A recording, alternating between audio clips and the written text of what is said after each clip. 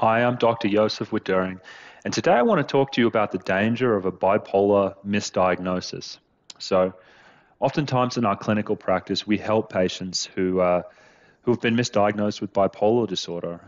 They may have been put on a medication like lithium, Depakote, or an antipsychotic, and they've been on it for several years, and they're having problems, they're having side effects to these medications. It might be weight gain, it may be thyroid problems or liver problems, or they're worried about tardive dyskinesia.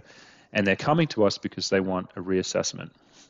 A lot of the times we actually find that these individuals may have actually been misdiagnosed. And when we look back at their history, things don't quite add up. So I wanted to share with you kind of what I think are the two most common ways I see people getting misdiagnosed, and you could apply it to yourself and you could see if this may be something that's going on with you. So the first way I see this happening is that you'll have someone who has depression or anxiety, they'll get put on an antidepressant medication. They'll be on it for several months, then they will have a dose increase. During that time or shortly thereafter, they become essentially manic. They may become highly irritable, they may have emotional mood swings. They may even get to the point where they're making suicidal threats. Their families are very worried. They bring them into the emergency room. They get admitted to the psychiatric hospital, and the antidepressant gets stopped, and the consultant psychiatrist up there goes, well, you do have this prior history of depression, and now you're showing something that might be mania.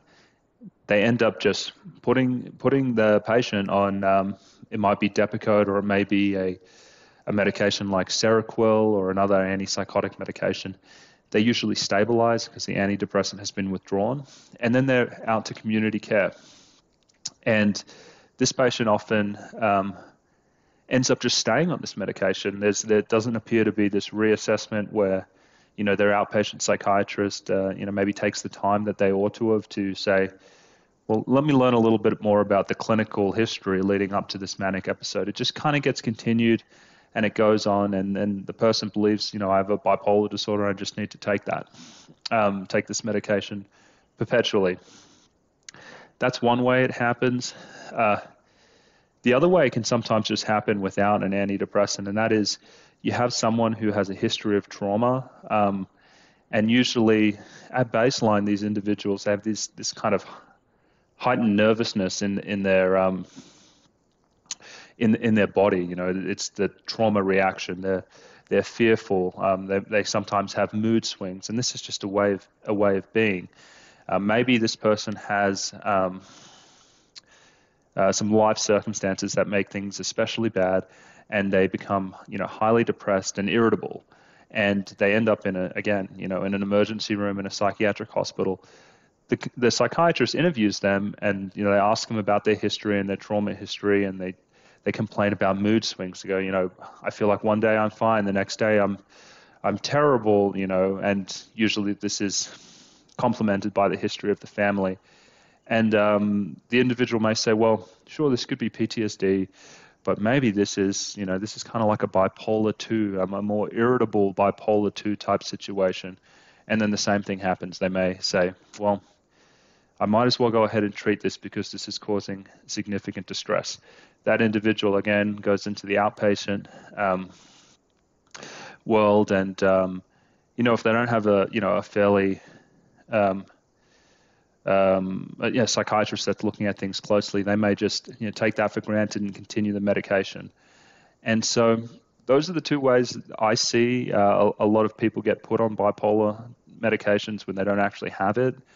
So what are the consequences? Well, the long-term use of medications like Depakote can definitely lead to weight gain and liver problems. With lithium, it's even worse.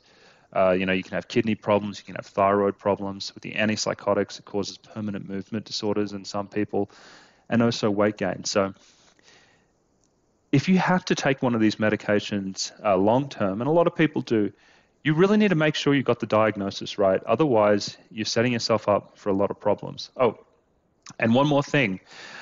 Something that often reinforces the diagnosis is you may have been one of these people I described in my story. All of a sudden, you stop the medication, or maybe you don't taper down from it gradually, or even you do in a fairly gradual way. You have this withdrawal reaction which manifests as the opposite of the drug effect, which is usually a calming one. And the people become highly irritable and emotional, and sometimes even suicidal, sometimes even psychotic during these withdrawal reactions. They're back in the hospital, and the whole history seems to reinforce the fact that, oh, I need this medication. This patient needs this med. Otherwise it's dangerous, when really it's just been a withdrawal reaction. So I hope you found this video helpful about how we see bipolar misdiagnosis. If you think that something like this is happening to you, I'd recommend you go and consult with a psychiatrist you trust and get a more thorough evaluation. Don't go stopping any medications without medical advice and someone who really knows what they're doing. So thanks so much, and I hope you enjoyed this.